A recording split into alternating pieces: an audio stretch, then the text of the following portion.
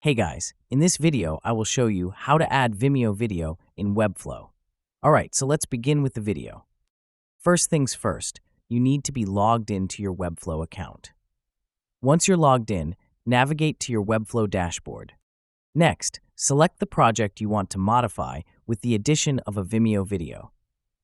It's important to choose the correct project because you'll be making changes in real time. Just click on the project to open it up. Now that your project is open, it's time to add a video to your Webflow canvas. Begin by locating the Add panel, which is on the left side of the screen. This tool lets you instantly search for elements within your project. Type Video into the search bar, and the video element will appear, ready to be added. With the video element now in place, the next step is to integrate your Vimeo content.